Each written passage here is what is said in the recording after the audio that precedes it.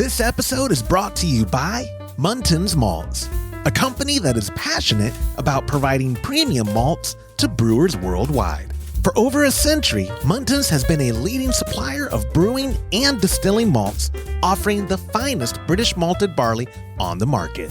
You can experience the difference Muntins offers by joining a recipe receiving tier of our Trub Club, because every kit that ships out now includes premium Muntins malt.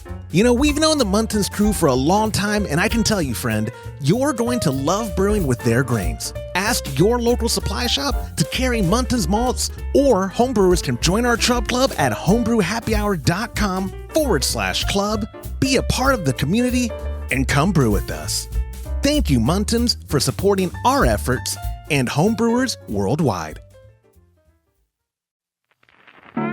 Today's show is brought to you by Hopsdirect.com. Grown in the esteemed Yakima Valley on the Pewterball family farm, Hopsdirect.com offers the widest variety of hops available online at incredibly competitive pricing.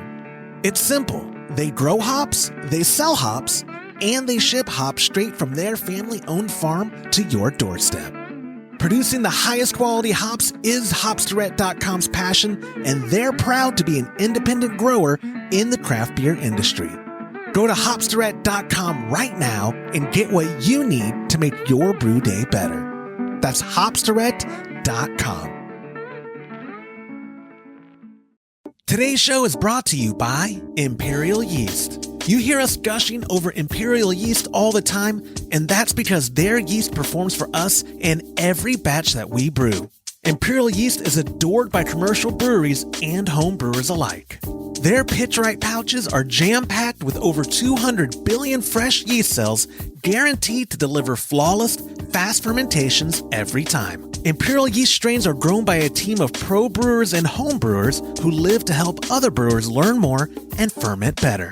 Join any recipe receiving tier of our Trub Club and get a free upgrade to premium Imperial Yeast with every recipe kit that ships out to you. Learn more at homebrewhappyhour.com/club and come brew with us.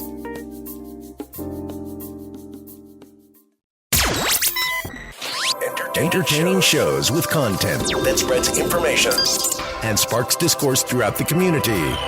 This is the Pearl Media Network. Mitigating suckback during cold conditioning, maintenance tips for stainless steel conical fermenters, and bottling and filling growlers from a keg. This is Homebrew Happy Hour, episode 429.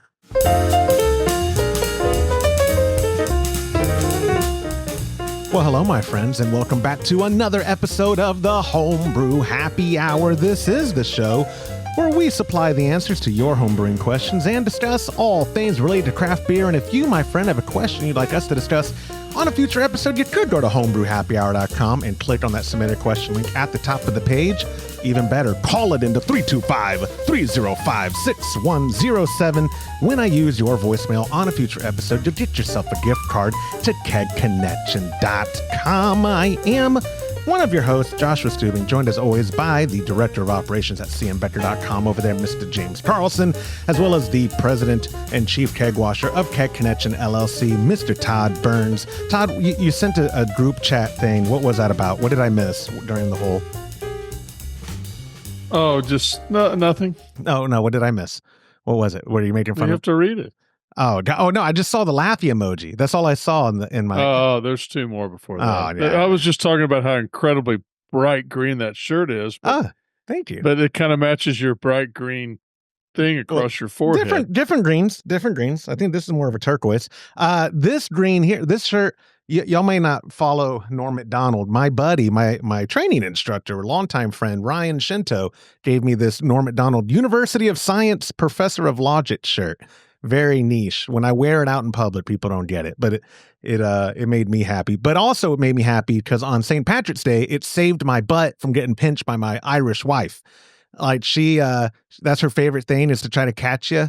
And I heard her sneaking into one of the bedrooms of our children, and the child crying in horror, "No, Mom, please, no," because they didn't go to sleep wearing green. I jumped off our bed, ran into the drawer, put this shirt on, and she came back into the room, goes, oh, and I was like, yeah, you can't attack so loudly. You have to be more secretive. It's hard to attack a child quietly, though. It is hard to attack a child, especially my children. If you know my children, my house is full of estrogen and screaming. But anyway, yes, it is a bright green shirt. For those who are audio only listeners, that's your cue to go over to youtube.com/homebrew happy hour and watch the episode. And while you're there, smash that like button and subscribe to the channel, hit the bell notification. More importantly, if you are watching at YouTube, leave a comment. I'm told, and anecdotally, I believe this is true, that helps us the most with the algorithm of getting these out there. And obviously, like, our short form videos do much better anyway, because people go to YouTube predominantly for that. We are no Joe Rogan, so people aren't necessarily coming on here for 45 minutes to an hour wanting to watch us talk about homebrew and bright green shirts. I thought Joe Rogan was like 3 hours. Yeah, well, that's what I mean. My point is, very few people command an audience his size for that long of a time. Like, I don't think there's even the Brewlosophy cats, I don't think they publish their full-blown episodes on I like some of his stuff, but I can't hang for 3 hours. I listen to it, but very few times about it's got to be a real interesting guy to sit through 3 hours. 100% it does. And I benefit because when I come up there, my drive is a little over 3 hours. So if I find an interesting guest, I'm like, okay, I'm going to commit this drive to that episode. But like you said, James, it has to be, I don't just religiously listen to it. That's an interesting person. Probably I'd like to hear their story. If it's a repeat guest, I almost never listen to it because I'm like, I already know this person. Yeah, it's all his comedy buddies, and it's just laughing on top of laughs. And after a while, you're like, this is old. Exactly. Yeah. Oh, wait a minute. Be careful. You're hitting close to home here. Yeah. Right. Yeah. Right. Yeah. No, we're not doing it for 3 hours. Yeah. No. Yeah. That's right. That's right, Mr. Carlson. Let me get through the small talk. Todd, you actually have places to be. I'm not trying to just rush this episode, but I will try to get through the small talk in pseudo record time. Friends. 30 minutes or so. Yeah, it'll take me 30 minutes for the small talk. My friends. No, 15 today. That's hey, y'all are now, that's way too close to home. Okay.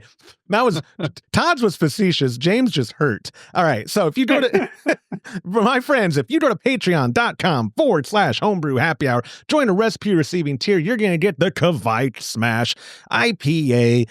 We have not done it in 2 years, maybe even 3. It may have been 2022. This was a recipe kit our buddy Jonathan Marut came up with. It's a smash beer. It uses Kvite. It is wonderful. I see your message, Todd, starting the timer, you jerk. Ever since Todd found out he could direct message, this is the worst day ever. Anyway, so patreon.com/homebrew happy hour. Thank you to our sponsors, Muntons Malt, hopsdirect.com, and of course, Imperial Yeast for always providing fantastic, delicious, and freshest ingredients for these kits.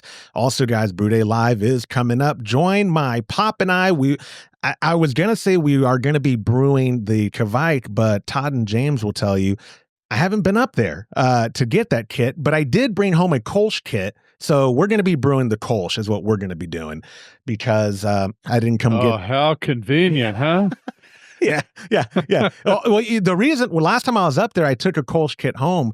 I don't think as of right now today, I'm not throwing like some big thing for my 40th, but in November I turned 40 and I want to have as much Kolsch as possible on tap for whatever I decide to do. So that's why I brought home another 10-gallon kit to do some. That's a long time away. I couldn't. You shouldn't let it sit. I'm going to let a 5er sit for that long. My pop and I had last year, we brewed a Kolsch in January and we let one of the 5-gallon kegs sit until the 4th of July party.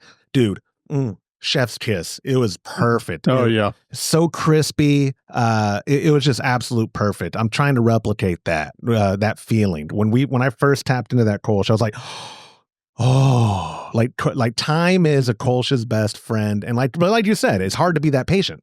You don't want to be that patient. But anyways, Brew Day Live, my friends, the artwork and all that stuff is the Kvite stuff, but we're actually doing a Kolsch. But you should be getting your Kvite kits out next week, so you do your own Brew Day as well, or join us for the fun at youtube.com/homebrew happy hour. Kolsch cup. registration, this is last call. I think right now we're at 27 people who have signed up. 25 of y'all have paid, and obviously we haven't received any yet, but you can go to kolschkup.com for all the details. Last call for that. Oh, and I should have said it is last call for the Kvite kit as well. I forget that a week from today is May 1st, or when this publishes. So this is your last call for that. Last call for Kolschkup. Last call, ladies' choice, last call. I don't know what bartenders say. I'm never at a bar at the last call, but this is that because you're 40. Yeah, almost. Because I'm cheap. When's the last time y'all been to a bar that wasn't from a work trip? Yeah, it's like it's. Oh, you got me on. It wasn't on a work trip. Yeah. Wow. That's what I mean. If it wasn't a work trip, you wouldn't have been there. And James, I know you are a man of frugality like myself. You're not just hanging out at the bar.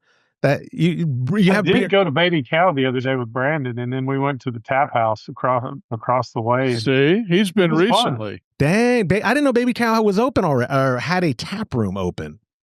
Yeah, they've had it open for years. I know. Okay, a year, hadn't it, Todd? Yeah. I guess when I come up there and I drive by, I've never noticed it. They used to have like that brown paper in the door or the windows or whatever, where I didn't know if it was even open. It was really good. I've been once. That was probably the last time I was. Yeah, probably the last time I was in a bar without being in a work trip. It was probably with my wife. No, that was probably a work trip. Never mind. Yeah, I couldn't. For me, I couldn't tell you when the last time was I've been to a bar because again, I'm cheap. So yeah, I did the Kolschkup, talked about the Kvite, Brew Day Live, talked about that. Oh, one thing I did want to talk about that we'll transition. That was small talk. I don't know where you had on the timer. I don't know why I hit the gong of questions. One thing I wanted to say, I'm going to put it up on the screen right now. I don't know what I sent you guys a picture of the beer I was drinking at Easter. I don't know if y'all had anything special y'all did for Easter in regards to family stuff, food, and this or that. James, you just stayed home. I just saw you shaking your head. Like you're like, nope. Todd, I think you had family, didn't you, for that weekend? No, you didn't. Oh, okay. Well, then I will just brag. My aunt, I probably said it 100 times to her. She had a Brewer's Best extract kit of a blueberry honey ale. And I got to tell you guys, one of the better beers I've had this year. I know you're making a face. I should have taken a growler. You would have absolutely loved it. It was insane how, and I didn't drink beforehand. I wasn't even smoking yet. I know you make those faces. Not only was it, I was thinking that blueberry one that Joe put in one of our, I think we did a Kolsch and he poured that puree in it. Oh, the cream ale. It was the cream ale. I remember him doing that. No, that was not good. The blueberry was so subtle on this one. To me, it tasted more like a bodied pale ale is what it tasted like to me. It had good bittering, had good aroma, had good mouthfeel, and a hint of blueberry. It was wonderful. I'll put the kit, we have an Amazon link, the exact kit that she brewed, and I'll have the photo up on the screen earlier. But yeah, I wanted to assume you guys were having something special that weekend. But Todd, you drink all the time. I don't even know what's on your tap right now. You don't keep your board up to date, because when I went to look at it, it was showing stuff I know you don't have on tap. Yeah, I don't really, because we do the Airbnb so much, I don't keep tabs on it as much anymore. I don't know. I know you lock up the taps, or you take the handles off, or you take the levers off. You do something so that take the faucets off. You take the faucets off. What is some legal thing we can do to where you can make that a package deal? Like a cruise ship sells like the all you can drink package for, $80 a day per person. Like, we got to look into that. I don't know. Anyway, okay, that's all the small talk. Now you can officially stop the timer. I think that was maybe 8 minutes. Come on. That's the quickest you've ever done. Well, with you on, one time I had just James and I think I got it done in like 4 minutes. And then sometimes I've been getting it done even quicker. Like, why do you punish me? I don't understand. I just like having you on the show. So anyways, my friends, with all that small talk out of the way, now the gong of questions, because we do have 3 We have a jam-packed episode with 3 questions, and our first one is a text message from our buddy Derek, and he wrote me, "Hiya, Josh, can you all explain Suckback to me? Is there a way to avoid it? I'm very new to all of this. Using a fast rack bucket from Amazon to Fermenton. When the primary fermentation was complete, I stuck the bucket in the fridge. The next day, I noticed that all of the sanitizer from my airlock was gone. Is this beer ruined?" Now, before people go Googling Suckback and messing up their search history and having I just Googled Suckback, and I'm offended by the question. I was going to say now, yeah. It didn't come up what I expected, right? The company filter. James, explain like the idea of what Suckback and people fermenting in a bucket, how they would experience it compared to maybe some other means of fermentation or methods. Water is kind of unusual. It expands and contracts on temperature. So what we run into in our conicals, we've got a chiller, so we're able to cold crash it at room temperature. It occupies a bigger space inside of the conical than as it cools down, the water molecules kind of contract and it actually occupies less space. Well, what happens is it creates a vacuum on the airlock and it sucks whatever it can back into the conical or the bucket or whatever. It's just a matter of temperature versus space. And the weird thing about water is as it gets colder, it gets smaller. Basically, the volume of water gets smaller until it starts forming crystals and freezes, and then it expands back out again. Anybody with a broken pipe can attest to that. Water is a fascinating substance. So what I would suggest is go to the hardware store, get it like a 90-degree elbow, and then get a long length of hose and stick it in a bucket of water. You want a long enough hose with enough air volume in the hose to where it will not have the suckback volume is not enough to draw it completely into the bucket. I've had it happen to me before when I think I was when I first started brewing, I was using vodka in the airlock, and then I switched to a iodophore, and then I've also used. It's happened with just about every sanitizer I've had. I have never noticed a difference as long as the fermentation's done. And so basically, you've already created the beer.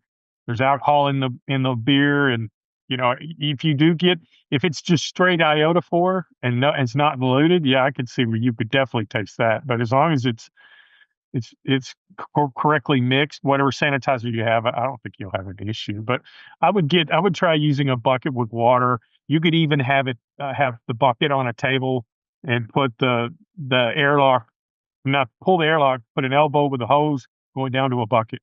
So it has to travel farther than its ability to suck that into the bucket.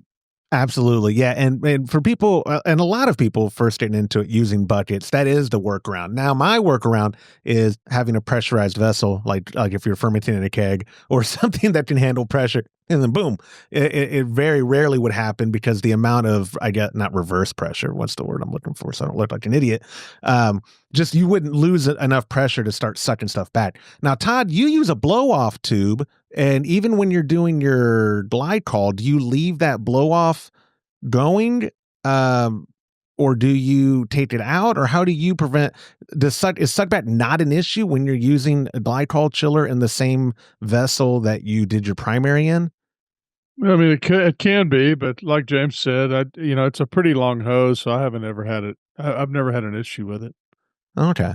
I've never actually, I don't know if it's dumb luck or I've never lost all the sanitizer, even when my pop and I were using buckets. Oh, I haven't either. I haven't had a problem where it sucked, I mean, especially with a bucket, right. Because usually it's not in the fridge. Usually I don't have a problem unless it gets super cold. Well, but also I was going to say in the old days of my pop and I using buckets, we always secondaried and, I don't know if that James, do you think the process of going from one vessel to another, it kills whatever pressure was in there so that when you put it in the fridge, there is no counter pressure to occur to cause suckback?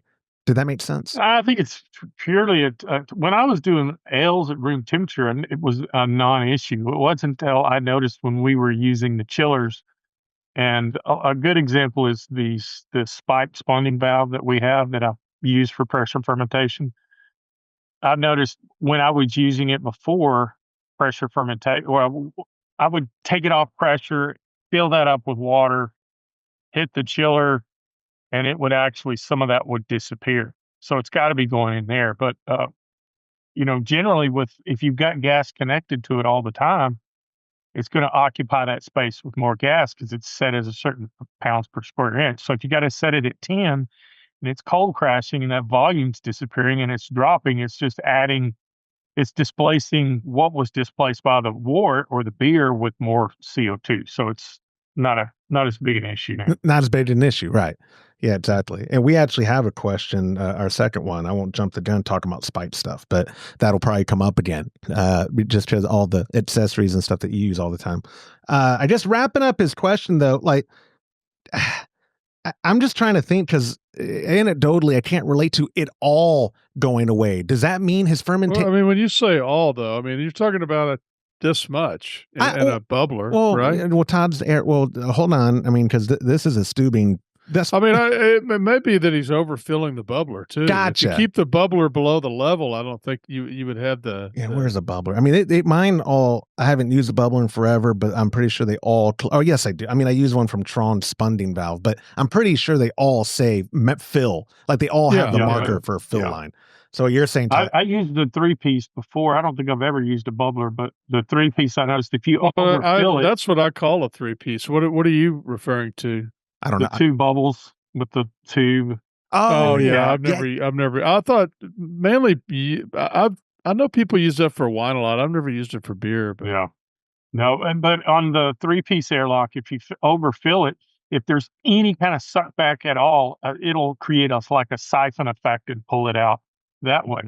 But I think, like Todd says, as long as you keep it in the lines where it says to fill, you're good. I bet you're right about that's what happened then. It created a siphon thing because it had too much in it and then took it all out. Yeah. It's such a small amount. It won't hurt anything. Like you said, James. I mean, I don't think anybody would just put, stuff straight from the bottle. It's going to be super diluted and you're just talking about a minuscule amount. So, and that is actually the best way to wrap this up, this question, because you're right. A very important thing. And I need to follow up with Derek, but I'm giving him the benefit of the doubt. You in the day that you're going to be brewing and all that, more than likely, he made a batch big enough to sanitize that bucket. And what I suspect he did, like 99% of us do, is he took his bubbler and dipped it in that to fill it up. And then, put the rest of the sanitizer wherever. Like what Todd's saying is you're not taking sanitizer from the bottle of sanitizer and putting it in the airlock without diluting it. No, nobody would do that. No, I agree. That stuff's too expensive to use. Exactly. Way too expensive to use. Well, it's way too strong. Yeah. God. Yeah. I mean, I don't get me wrong. I love my Iodophore, but man, that would be just the stainedest of stained bubblers.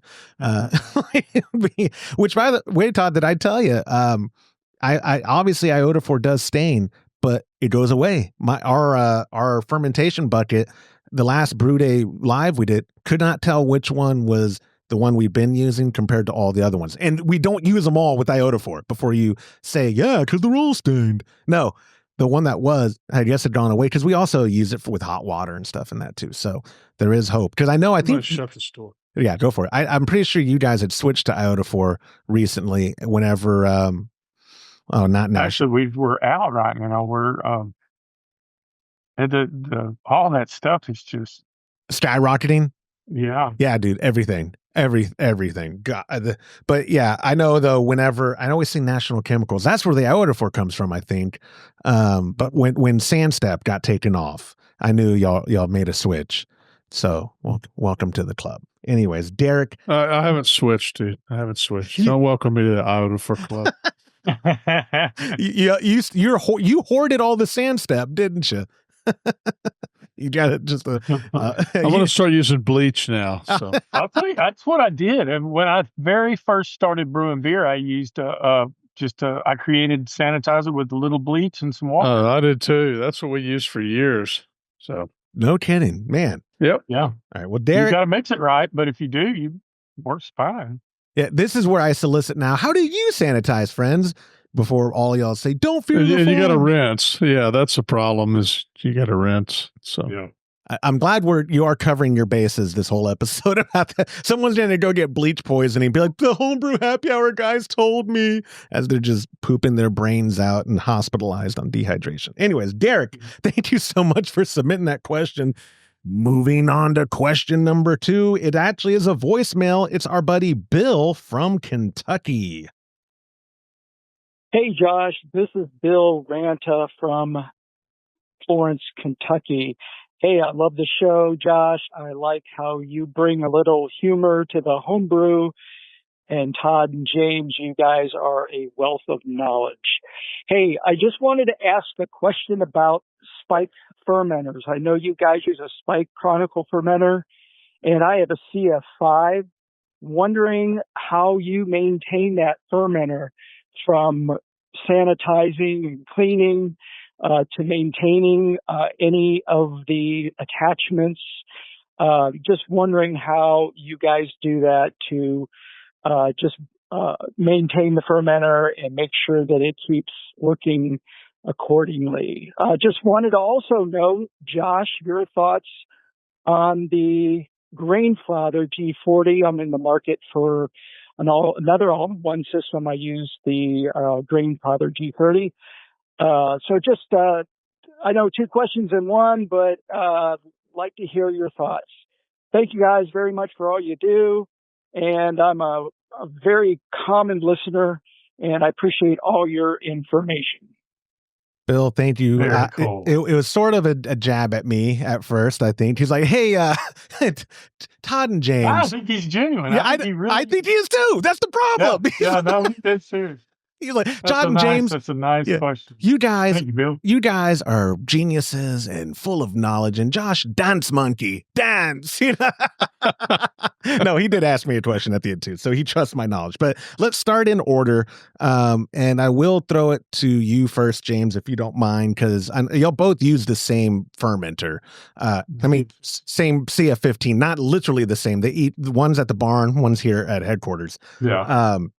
Is there any, I mean, one thing that I think people like about stainless steel is its inherent hygienic properties, right? Like it probably does not require, I mean, it requires maintenance and upkeep, but it's more hygienic. So you're not having to probably worry about, oh my God, I scratched the thing this much or this or whatever. But what are some general things you would give tips for Bill cleaning and maintaining his CF5?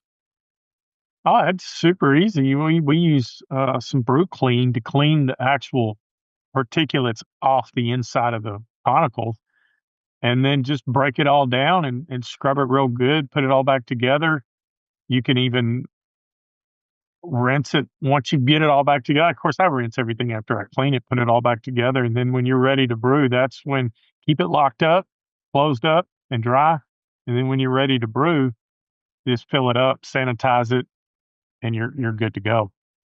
With the accessories and stuff, because Todd, you don't have the PRV, or do you have one as well, like what we use? No. Okay, so James, That's why I was talking about the bucket, like the hose and going to the bucket. Still throwing it back to you then, James. The PRV, when you're dealing with accessories, is there do you need to add a little bit of lube on the connections each time? Is there anything like that to keep the longevity, or is it just as long as it's clean and working, you're happy? I think the trick is just to keep it clean. Don't leave it dirty. I've been guilty of doing that before, but it's always, that's cool thing about stainless steel, and the valves are all stainless steel and they've got good seals. They're pretty much bulletproof. Keep it clean. You can use a little O-ring lube. You can get that from kconnection.com, and you can use that on the tri-clamp gaskets. I love it. I've never had any issues. It holds pressure good, and we've been brewing with that conical for what, Todd, 7 years at least? Yeah, 7.5 or 8. Yeah. It's a fantastic product. I was about to really good fermenter. I was about to turn this into an infomercial for Brew Clean as well, because whenever my pop and I did the London Porter and we used that 10-gallon keg to ferment in, Todd, I think I told you guys the explosion in my office on a Saturday morning, dude. I come in here, my guitars, a few of them are drenched. My wall, it was disgusting. And when I finally transferred it, it was all crusty in there and this or that. An hour soaked with Brew Clean. And I barely had to scrub. I swear on my life. I should have taken photos and sent it to y'all there. I was so happy. Like I mean, I use Brew Clean all the time, but I've never had to really rely on it for a heavy duty. I'm glad to hear you're keeping my keg clean. Oh, That's yeah. Nice. Oh yeah. Your keg is in good shape right now. And I'm never fermenting in it again. I'm going to bring it back. No, I was thinking about just using it for water, but if you want it back, I'll bring it back. I'm never fermenting in it again. That traumatized me. I will never go through that again. It took me 2 hours with my wife cleaning my guitars. That's what I was freaking out about the most. Like, these are collectibles on my wall, and I was just like, I was not having a good day. But Brew Clean in your 10-gallon keg made it extremely easy to get all the crust and stuff off, to where once I did let it soak for an hour. And my father-in-law turned up our hot water heater, so I think it's like 140. Does that sound like a hot water heater is doable to like 140, 150-ish Fahrenheit? I always forget what the seems hot. Okay, I don't think mine goes up quite that. Maybe it's 135. I'll get a thermometer and take a picture and put it on the screen right now of what it comes out at of my laundry or my garage faucet. But he had cranked it up whenever we had moved in, because my wife likes to rip your skin off scalding hot kinds of baths.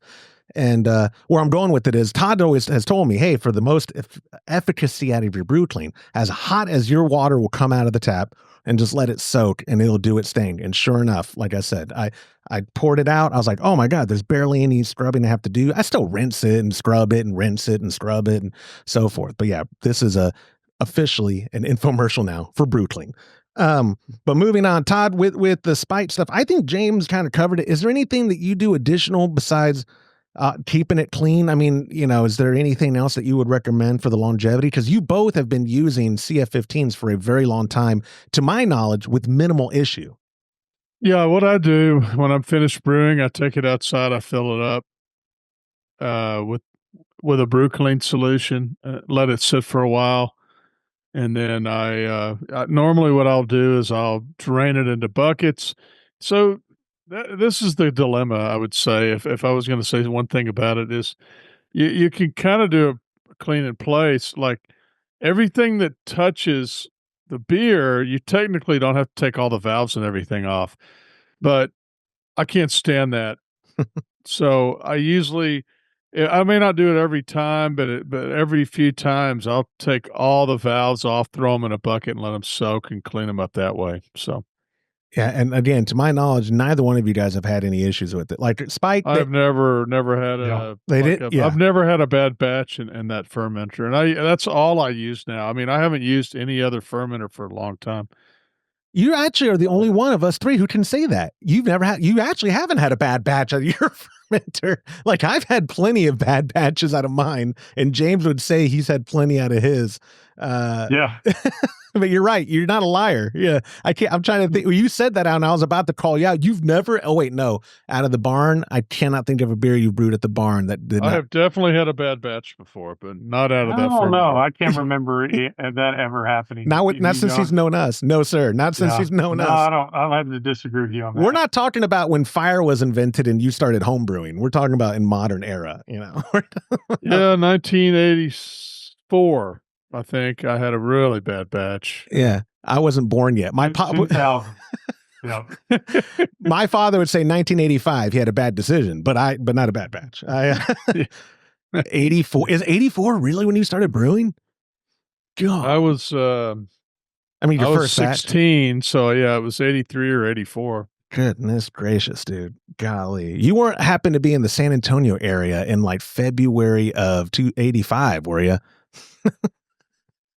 Anyway, we're moving on. Don't answer that question. My dad watches this. What are you implying? What am I implying? Anyways, Bill, thank you so much. Oh, wait, no, pardon me. I didn't get to talk about the G40. I will keep this part quick. James has brewed on electric all-in-one. I think, Todd, you've literally never brewed on electric all-in-one, so you have no... I have, yeah. Oh, I didn't. Okay. Well, regardless, he asked me specifically because I'm an expert and he respects my expert opinion. The G40 is incredible. If that is the volume you're trying to brew and you want a nice, I say hand holding in the best way possible because my pop and I appreciate it. The app gives you all the heads up stuff. If you want to really know what it's like to brew on it, join us for Brew Day Live. But if you've done a G30 and it has that, is it called Connect? I forget what it's called, James, when the app and talking to the device, what it's called. Like, yeah, I don't remember the name, but it's super cool because you can set step mashing. It alerts you to when it's done in a certain stage. It's a fantastic way to brew. Incredible way. And in my opinion, worth every penny if you're going to be serious about consistency with your brew. And they have solutions for every volume you want. Now, I can't fathom using the G, what would it be? If there's the 30, the 40, would it be the 50 or is it a G60? I'm not sure what the biggest one is, but trying to do a 15-gallon batch in an electric all-in-one, I might have to get a winch or whatever a lift, whatever they call it, to help you get the basket out. Right now, when I get the basket out for my pop and I, either he helps me or I, try to be a man on the live stream, but it's not easy for some of these batches. Like if we're doing the breakfast stout, it's heavy lifting it up all the way to where it has to go. But they do make a G. I think it's you're hurting my back just talking about it. Yeah, exactly. Oh, dude. Yeah, my neck, and all that. But anyway, I can wholeheartedly recommend the G40. If you already have the G30 and you just want to do bigger batches, that makes the most sense to me, stepping up. Now, with that being said, not to neglect all the other options, there are more affordable all-in-ones that you can find. So if it's not in your budget, because I do think the G40 is like $1,000, maybe even $1,100, where I think it is worth every penny because of all the bells and whistles, and it comes, the counterflow chiller, everything. The app where you put your recipe in and it kind of dissects it for you of, oh, we think you should step mash or mash out or this or that. I think it's worth it. But there are more affordable all-in-ones as well, like the Brewzilla, the Mash and Boil, the Digiboil, stuff like that. So you can, if you're watching at youtube.com/Homebrew Happy Hour, leave a comment below and say what you think about the G40 or any all-in-one that you would recommend to our friend Bill, who kind of complimented me, but definitely complimented these guys. So anyways, Bill, thank you so much for submitting that question. The other thing I would say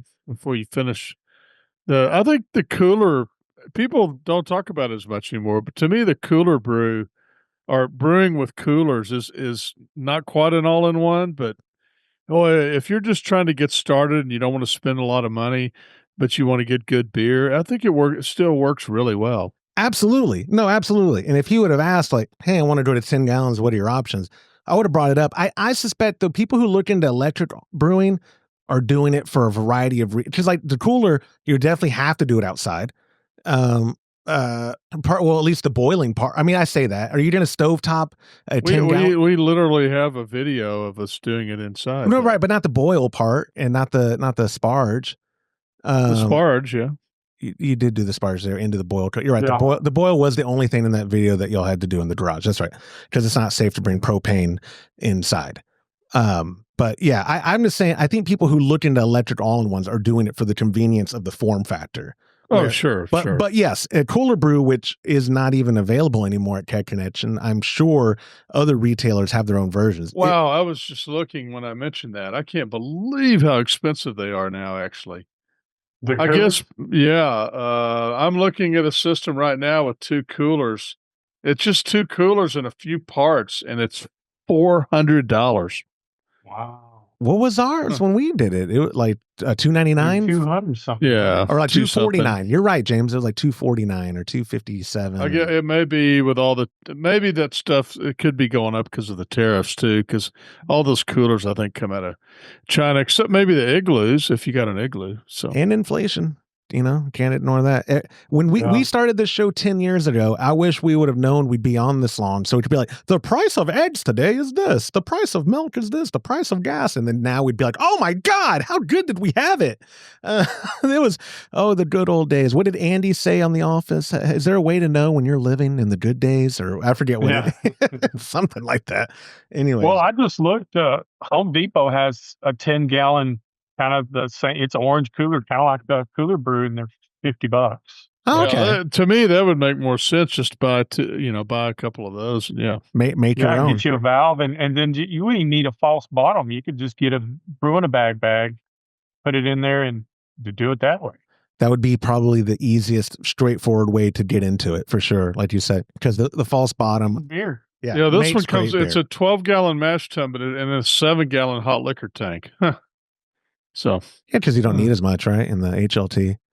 Yeah. Yeah. Anyways, thank you so much, Bill, for submitting it. I already hit the Donga question, so I'm going to move on to our third and our final question. It is an email from our buddy Michael P., and he wrote in, "Hey, Josh and company, could you talk about best practices for bottling or filling growlers from an already tapped keg?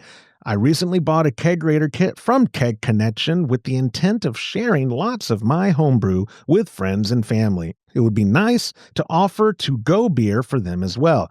Thanks for your help and for everything you do. Cheers, Michael P." An already tapped keg, the first thing that comes to my mind, James, is the Blickman beer gun.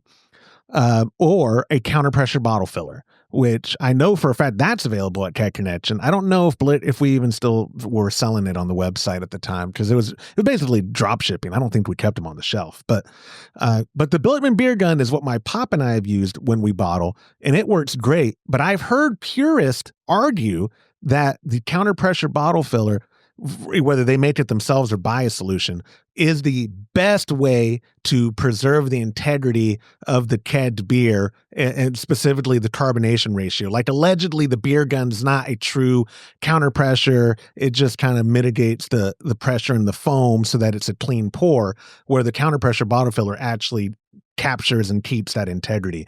Todd, you look like you have an opinion. What were you going to say? No, not really. I mean, I think I can form an opinion real quickly if you want. Oh no! Well, I think the beer gun, you do purge with it before you fill. Yes, or you can purge with it before you fill. Yep. So that's the main thing. Is if you're going to keep the bottles very long at all, you got to get all the oxygen out of there before you fill it. As far as a growler, one thing I love about my faucets at home, which are the V10s, but also the CS20s, the one with the metal on the V3S that has the long nozzle, the long spout. Yeah. Those are super easy to put a hose on. So you can just put a hose on it, fill your growler, and top it off, and you're done. So it's really, really fast. The only thing I would do, if you're filling a growler and you're going to drink it, that day or the next day, you're fine. But if you're going to keep it very long, you want to try to purge as much CO2 out as you can. I mean, purge the air out with CO2. Yeah, don't purge the CO2 out with air. That'll be bad. You caught yourself. I'll throw this part to you, James, because he kind of took where I was going to ask you before he caught himself. The difference, though, right? Correct me if I'm wrong. Bottling, and again, like Todd said, purging it's super important to purge it if you're bottling, because the implication is it's going to be on the shelf in your fridge maybe for a little bit longer. Whereas a growler, it's typically not like, if you fill a growler for a buddy, you probably expect them to drink it within 3 days, right? I mean, that's the idea behind a growler, isn't it? Not to sit in the fridge like bottles do. Yeah. I've done that a couple of times, and it just, you lose so much carbonation by the time you get it filled that, you'd want to drink it immediately and not wait. I think if you wait it too long, it just get flatter and flatter. Depends on how much airspace you leave. You have to leave a little, but I just really not my lane. I haven't done a whole lot of growler filling because I just want to keep that beer in my keg for myself, you know?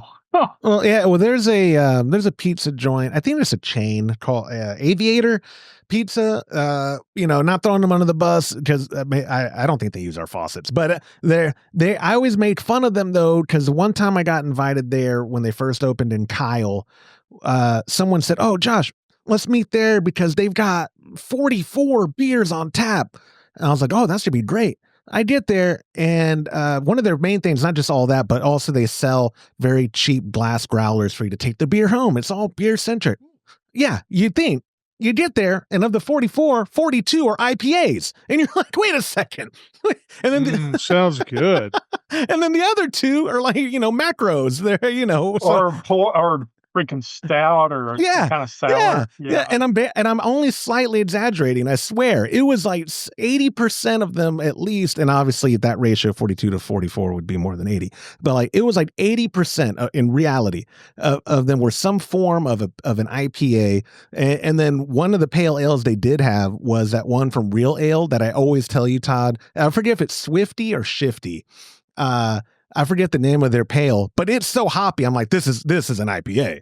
Like so even their pale was hoppy. But even then, where I was going with that story, not just to bring up something funny, I think they say too, like, hey, you should probably drink this, within the next couple of days, because the idea being it's not preserving carbonation in it at all. And especially once you open it, okay, it's like those mini kegs of alt beer. You remember those, Todd, you remember that Coors Light had that party keg and it was a big old plastic keg. Yep. And they were like, believe it or not, it was 2.5 gallons, 3 gallons. And we were buying those things for $20. And then you had to buy the pump separate, but we loved them. But one thing about them is once you open them up, you had to drink it or it would go flat really fast, but it's just a round brown. I remember those. Yeah. Are those different than the Heineken ones and then like Fru and the alt beer ones? Yeah, those are metal. Okay. Yeah, those are metal cans. This was just think of it like a big soda bottle, but round. And it would hold, I don't remember, 2.5, 3 gallons of beer. And they called them party balls, I believe. Party what balls. Tours call them, party balls. What year would this have been for $20 for? That would have been in the late 80s, early 90s.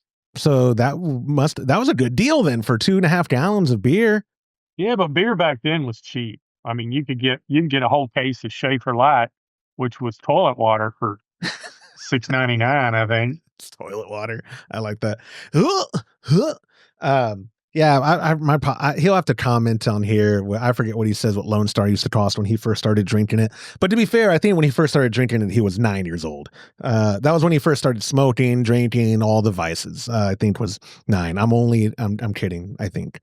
But yeah, wrap it up. It was 1.5 gallons. I was way off. 5.7 liters.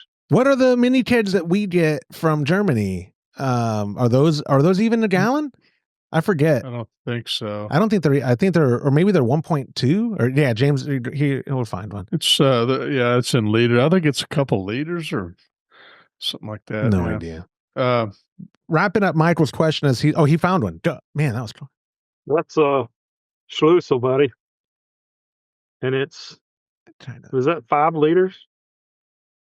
It looks like it. Well, it's a lot more than I thought. Okay. Someone do the conversion. What is 5 liters? I don't have a browser up. It's over a gallon. Same size as the party keg. It's more than a gallon. It is? Yeah, 5.7 liters on this. Oh, wow. 1.32. Party keg is 1.5 gallons. Yeah, that Schlüssel was 1.32. And I remember though, Todd, because one time you opened... Which one did you open and you did try to save it? And I thought you were lying to me because you're like, no, we drank it all because trying to save it didn't work. And I was like, yeah, right. Yeah, that didn't really work. But you tried to allegedly. Same kind. Yeah. Okay. You allegedly tried to save some alt beer. And then you're like, oh, we drank it all because we realized we couldn't actually save it. There was no way to. Couldn't save it. Yeah, right. I think that might have been at Alt Pokal. No, it wasn't because we opened the Brewery Kurtzer. I just sent you a link with what he's talking about. Perfect. Your connection email. Yeah. Perfect. I'll add it in the show notes. The party ball? The party ball. So wrapping up Michael's question, yeah, like Todd had said, if you're bottling, one of the main things is making sure you purge that oxygen out of the bottles before you start pouring the beer into it, because oxygen is not your friend after you're done fermenting. It is the opposite of friend. It is your enemy. And then for growlers, like you said, Todd, if you're drinking it pretty soon, purging's not the biggest priority. But if you're using a tube, James, if like someone's hooking it up to their V10 or V20 or whatever spouted thing, do you want the tube ideally to go to the bottom, or does that not matter at all? You always want to fill from the bottom to the top just to minimize foam. Perfect. Okay. So if you are going to rig your own little bottle filler, if some faucets are compatible with those. Like if you have Intertap faucets, Intertap, I think, mates a growler filler adapter. I could not tell you what it does because I've never used it because I don't have Intertap faucets. I don't know if it mates, if it, prevents it from over foaming, or if it's just a nipple to add a hose to. I really don't know. But that's all it is. Okay. Because the Intertaps use the threaded nozzles. You just unscrew the existing one, screw this in place. It has a barb fitting on the end. Perfect for a hose. Piece of hose. Okay. Yeah. So if you're using that, again, like James had said, make sure the hose long enough to go to the bottom. It'll make your pours better. Nothing's worse than waste while you're filling a growler and it's just foam and foam and foam and foam. I've seen it because I've done it. Nothing's worse. So Michael, thank you so much for submitting that. Friends, again, if you are watching at youtube.com/homebrew happy hour and you have any feedback or comments or, hey, Josh, you're stupid, leave it in the comments below. Why don't you? And while you're here, smash the like button and do all that stuff YouTubers ask you to do, because it does genuinely help us and the algorithm. My friends, I sincerely appreciate y'all's time this week. Todd, we got done in plenty of time for you. So yep. You're welcome. Appreciate it. Absolutely. And now if my wife's on, we'll see if my wife's on time. That is not my concern. I'm not going there, but I appreciate y'all. Yeah, you're responsible. You're responsible. I appreciate you guys. I'll talk to y'all later. All right. Bye-bye. And that will do it for this episode of the Homebrew Happy Hour. If you have a question you'd like us to discuss on a future episode, you could go to homebrewhappyhour.com. You could you could email joshua@homebrewhappyhour.com, but even better, what I want you to do is call it into 325-305-6107 and get yourself that gift card to kegconnection.com. Whoa. This episode. Wrong one. Here we go. Thank you to our show sponsors, like Munton's Malt, premium grains for a better brew day. If you aren't already using Munton's, give them a try by joining the Chub Club at a recipe receiving level. For the best hops available online, give our friends at hopsdirect.com a visit and pick up what you need for your next brew day. Also, get a pack of Imperial yeast along with premium recipes when you join the Chub Club. Go to patreon.com/homebrew happy hour and come brew with us. On behalf of Todd Burns, James Carlson, and the Pearl Media Network, I'm Joshua Stubing. Thanks for listening.